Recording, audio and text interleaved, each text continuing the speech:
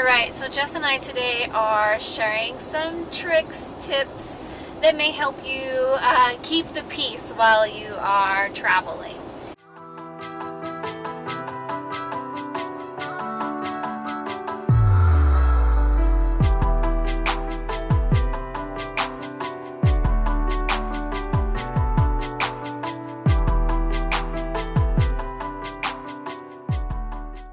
So, first one for me is to be the navigator. That's the biggest thing for us. It gets frustrating when you don't know where you're going. You don't know what road you're looking for if you're not familiar.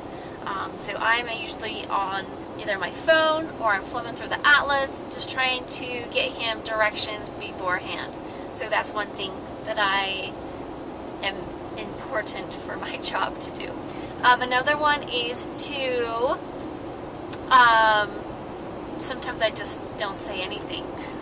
It gets a little quiet, but you know what? Sometimes just being quiet and you're able to just be in your own head, have your own thoughts, and just stare out the window is something that keeps the peace with us. Something else, I've learned with Jesse that if Jesse always has his snacks, he does not tend to get hangry. So we always keep him with lots of little snacks, maybe jerky or just some kind of chocolate, or pretzels are his favorite, something kind of salty, something like that to keep him, I guess, his hunger curbed until we actually get to stop for lunch, or if we're traveling late, a pre-dinner, if you will. So my job is to just keep the truck full of just a few things. That way we don't have to just stop and buy on the road all the time. So another one is, I'm not going to skirt the issue, sometimes we need bathroom breaks before the men.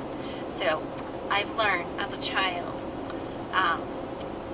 to keep pumping my dad full of Diet Coke, which would make him want to stop sooner, so the rest of us could get out, stretch our legs, and just get away from each other.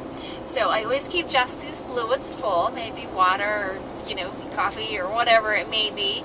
That way I get to stop a little sooner than he does. Okay guys, we have a lot going on when we're towing the trailer or we're driving the motorhome or all that sort of stuff. But one thing we need to do to make sure that we're keeping the peace is we need to check our tone. A lot of times we aren't yelling, but we get a little gravelly or a little bit stressed, or we put a little bit too much inflection into how we speak to our significant others as we go down the road.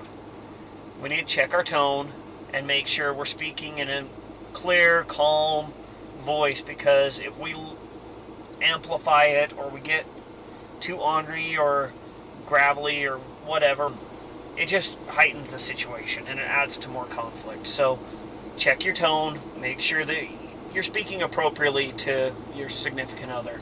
Even though you might not realize that you're doing that, videotape yourself and you'll learn real fast and in a hurry how you speak to your other one. And sometimes you'll be pretty shocked at how it sounds. Something else outside of the vehicle would be some time alone, just as we're camping. We're set up, we've spent, maybe a day or two together, and we're just getting, cramped up in the trailer.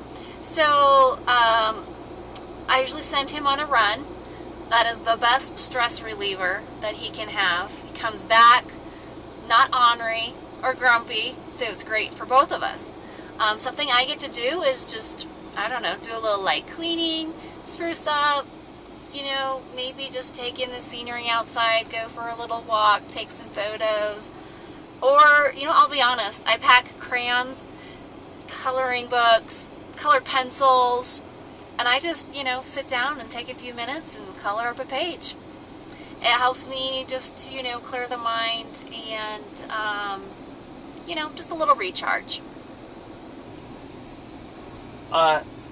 One of the other things, guys, is we're wrong, they're right, apologize, give them the credit because they are always right, because women are smarter than we are, and move on. This helps avoid a lot of conflicts. If you like the video, go ahead and subscribe, give it a thumbs up. If you do anything different, leave it in the comments. And as always, enjoy your weekend. Thanks.